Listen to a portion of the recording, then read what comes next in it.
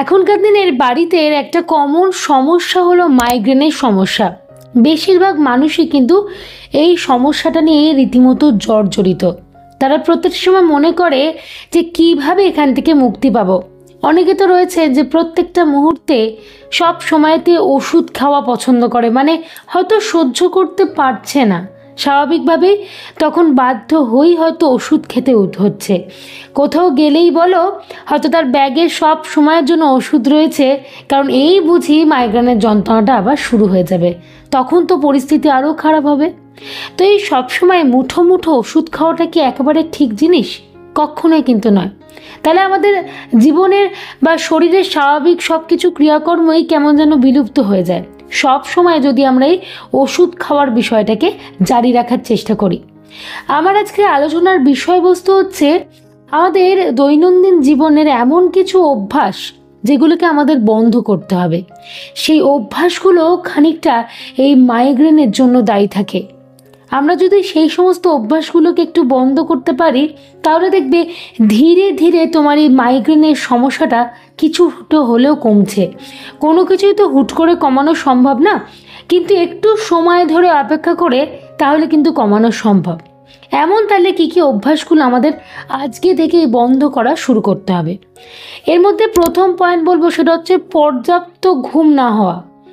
আমাদেরকে এই জিনিসটাকে অবশ্যই দেখতে হবে। আমরা দেখবে এখনকার দিনে খুব একটা বেশি ঘুমাই না, মূলত রাত্রির বেলার ঘুমটাই কিন্তু বেশি প্রয়োজনীয়। অন্ততপক্ষে 7 থেকে 8 ঘন্টা ঘুম এটা কিন্তু আমাদের প্রত্যেকের জন্য প্রয়োজন, কিন্তু আমরা সেই ঘুমানোটা একেবারেই করি না। মূলত এখনকার দিনে বেশিরভাগ ছেলেমেয়েরা কি করে, রাত্রির জেগে বিভিন্ন রকম ওয়েব সিরিজ দেখতে ব্যস্ত হয়ে পড়ে। ফোন নিয়ে অনেকক্ষণ আমরা সময় কাটিয়ে দিই, ল্যাপটপে অনেকক্ষণ সময় কাটিয়ে দিই। এই করে কিন্তু আলটিমেটলি রাতের ঘুমটা আমাদের হয়ে ওঠে না, এবং তারপরে কি হয়ে যায় যে আমরা আর্লি মর্নিং আর উঠতে পারি না। সকালের অনেকটা সময় চলে যায় যেটা হয়তো আমরা ঘুমিয়েই কাটিয়ে দিই। আসলে আমাদের ঘুমটা তো পূরণ হচ্ছে না।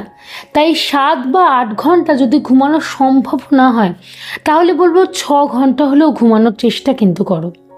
এই দীর্ঘদিন ধরে কম ঘুমাতে ঘুমাতে কি হয়, মাইগ্রেনের সমস্যা অটোমেটিক চলে আসে।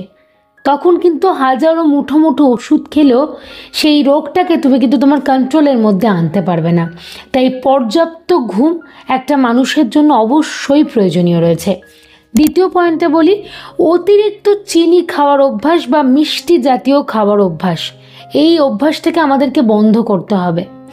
দেখবে মাঝে মাঝে বিশেষত রাত্রির বেলা জাগলেই আমাদের না একটা সুইট ক্রেভিংস হয়। তখন আমরা কি করি, হয়তো আগে থেকেই বাড়িতে কেক বা পেস্ট্রি এনে রাখলাম, কি চকলেট এনে রেখে দিলাম, তখন রাতের বেলা বসে বসে সেই চকলেট খাচ্ছি বা কেক বা পেস্ট্রি প্রচুর পরিমাণে খেয়ে যাচ্ছি।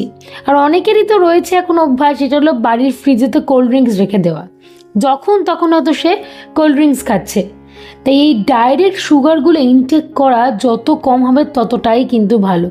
দেখো তুমি রান্না বান্না করলে তার মধ্যে স্বাদের জন্য মিষ্টি দিলে সেটা আলাদা বিষয়, কিন্তু এরকম ডাইরেক্ট সুগার, মানে সেটা একদম দোকানের মিষ্টি বলো কি কেক পেস্ট্রি আইসক্রিম বলো চকলেট বলো কোল্ড ড্রিঙ্কস বলো, এই সমস্ত ডাইরেক্ট মিষ্টিটা কখনই আমরা কিন্তু কনজিউম করব না। দিনের পর দিন যদি এর পরিমাণটা বাড়তে থাকে তাহলে কিন্তু আমাদের মাইগ্রেনের সমস্যাও ডে বাই ডে বাড়তে থাকবে। তাই এই অভ্যাসটা যদি আমাদের থেকে থাকে আমাদেরকে সেটাকে বন্ধ করার চেষ্টা করতে হবে। তৃতীয় পয়েন্টের বিষয়ে চলে আসি। আমরা তো এরকম একরকমই খাওয়া দাওয়ার অভ্যাসটা বন্ধ করব, তার সাথে হচ্ছে অনেকক্ষণ ধরে কম্পিউটারে বসে কাজকর্ম করা। এখনকার কম্পিউটারের যুগ, কম বেশি আমরা প্রত্যেকেই কাজকর্ম করি, বাড়ির বাইরে বেরোই কি ওয়ার্ক ফ্রম হোম করি। কম্পিউটার আমাদের দরকার রয়েছে এবং কম্পিউটারের সামনে বসে আমাদেরকে কাজকর্ম করতেই হবে, খুব স্বাভাবিক বিষয়। কিন্তু সমস্যাটা হলো তুমি এক টানা কতক্ষণ ধরে কাজ করছো। এক টানা কিন্তু কোনো না কোনোভাবে কাজ করা চলবে না, একটু বিরতি নিয়ে কিন্তু আমাদের কাজকর্মগুলো করতে হবে।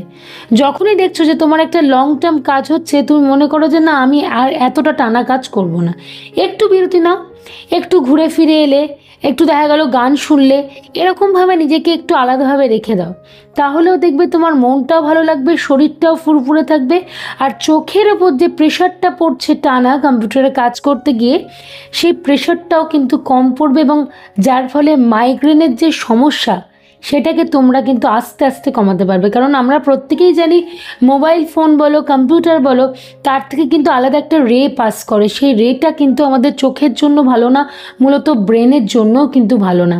তাই কনস্ট্যান্ট যদি এক নাগারে আমরা সেই দিকে তাকিয়ে কাজ করতে থাকি, দিনের পর দিন এই অভ্যাসটা জারি রাখলে আমরা কিন্তু আমাদের ক্ষতি ডেকে নিয়ে আসবো, বা বলতে পারো বিপদ ডেকে নিয়ে আসবো। তাই জন্য দেখো, কাজ তো আমাদের করতেই হবে। এইটা আমরা কখনোই ভাবতে পারি না যে কাজকর্ম ছেড়ে দিয়ে চুপ করে রেস্ট নেব, তা নয়, কিন্তু মাঝে মাঝেই একটা বিরতি রাখো, যাতে তোমার অতটা ক্ষতিটা না হয়।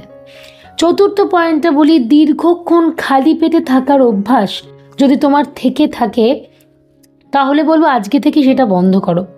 যেহেতু আমরা অনেকেই রয়েছি যারা রাত্রির বেলা জেগে কাজকর্ম করি, পড়াশোনা করে, অনেকে আছে ফোন দেখে সময় কাটিয়ে দেয় বা সিনেমা দেখে, তো তারা কি করে সকালবেলা উঠতে পারে না, বা অনেকের আবার এই অভ্যাস রয়েছে তো সকালে উঠে পড়লো, কিন্তু সকালের যে ব্রেকফাস্ট সেটাও তো তাড়াতাড়ি করে না, দীর্ঘক্ষণ সময় বেশ খালি পেটে থেকে যায়। এবং খালি পেটে থাকতে থাকতে কি হয়, আমাদের শরীরের মধ্যে মানে অ্যাসিডিটির পরিমাণটা বেশি হয়ে যায়। আর স্বাভাবিকভাবেই যখন শরীরে অ্যাসিডিটি হয়, আমরা কিন্তু খেতে পারি না, দেখবে খিদেটা মানে অটোমেটিক মরে যায়, তখন মনে হয় থাক খাবো না, একেবারেই লাঞ্চ করে নেবো। এরকম অনেক মানুষ রয়েছে যারা কিন্তু দীর্ঘদিন যাবৎ নিজেদের ব্রেকফাস্টকে স্কিপ করছে, একেবারে গিয়ে হয়তো সে লাঞ্চ করছে। তাই জন্যই বলবো, এইভাবে অনেকক্ষণ খালি পেটে থেকো না। খালি পেটে থাকলে অ্যাসিডিটির সমস্যা বৃদ্ধি পায়, এবং সেইখান থেকে কিন্তু মাইগ্রেনের সমস্যাটা বাড়ে। আমরা প্রায়শই তাই কি করি, দীর্ঘদিন খালি পেটে থাকি, যখনই মাথার যন্ত্রণাটা শুরু হয়, মূলত মাইগ্রেনের যন্ত্রণা কী হয়, এক পাশটা যন্ত্রণা হয়তো, বা মাথার পেছন বা মাথার সামনে বা পার্টিকুলার একটা দিক, তার থেকে কি একটা বমিটিং ভাবও কিন্তু আসে। এবং এখান থেকে কি হয়, মনে হয় আর ভালো লাগছে না, এবার একটা টুক করে ওষুধ খেয়ে নিই। হয়তো দেখা যায় যে সপ্তাহে 7 দিনের মধ্যে আমরা 5 দিন হয়তো ওষুধ খেয়ে কাটাচ্ছি। এই অভ্যাসটা কি ঠিক? তার থেকে বলবো, নিজের লাইফস্টাইলটার মধ্যে যদি একটু পরিবর্তন আনা যায়, তাহলে ক্ষতি কি বলতে পারো? তাই অবশ্যই এই খালি পেটে থাকার অভ্যাসটা যদি তোমার থাকে, তাহলে সেটাকে অবশ্যই পাল্টে ফেলো। মানে খালি পেটে থেকো না, কিছু না কিছু সর্বক্ষণ অল্প অল্প করেও খেয়ে রাখো, মানে খেয়ে যাও, মূলত শুকনো খাবার ক্যারি করো।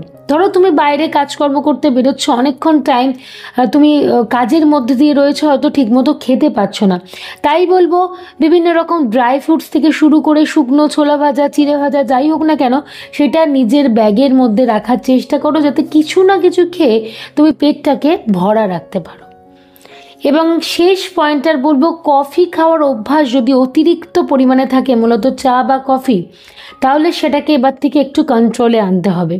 কারণ আমরা প্রত্যেকেই জানি যে এই কফি, চা এগুলো হচ্ছে একটা উত্তেজক পানীয়, আমাদের শরীরে ঘুমের পরিমাণটা কমিয়ে দেয়, একটা নেশার মতো জিনিসে পরিণত হয়। দেখবে অনেকেই রয়েছে দিনে হয়তো মানে ভাত রুটি খাওয়ার থেকে বেশি পরিমাণে চা কফি খেয়ে নিচ্ছে, কারণ এটা তাদের নেশার মতো হয়ে গেছে। এতে ঘুমের পরিমাণ কম হয়ে যায়, এমনকি আমাদের খিদেও পায় না, খিদেটাও কিন্তু কমে যায়, এবং আস্তে আস্তে অটোমেটিক পেটের মধ্যে একটা অ্যাসিডিটি ফর্ম করে, খাওয়ার ইচ্ছাটা যেহেতু থাকে না, আর মাইগ্রেনের পরিমাণও কিন্তু এখান থেকে বেশি বৃদ্ধি পায়। ঠিকমতো ঘুমও হয় না, না ঘুমালে দেখবে শরীর এমনি একটা ম্যাজ করে, সেখান থেকেও কিন্তু একটা মাইগ্রেনের সমস্যা তৈরি হয়। তাহলে তোমরা নিশ্চয়ই বুঝতে পারলে যে এই মাইগ্রেনের সমস্যা এখনকার দিনে ঘরে ঘরে, তার কারণ আমরা নিজেরাই দায়ী। আমরা লাইফস্টাইলটাকে এমন কিছুভাবে চালাচ্ছি বা এমনভাবে চলছি, যে কারণে কিন্তু নানা রকম সমস্যা আমাদের মধ্যে দেখা দিচ্ছে। তাই এই সমস্ত অভ্যাসগুলোকে একটু বন্ধ করার চেষ্টা করো, আয়ত্তে আনার চেষ্টা করো। আশা করি তুমি তোমার মাইগ্রেনের সমস্যা থেকে কিছুটা হলেও মুক্তি পাবে। হয়তো হুট করে না পেলেও দিনের পর দিন একটু একটু করে তোমার এই মাইগ্রেনের সমস্যা কমতে থাকবে। তোমাকে হয়তো একটা সময়ের পর গিয়ে ওষুধের ওপর ভরসা করতে হবে না।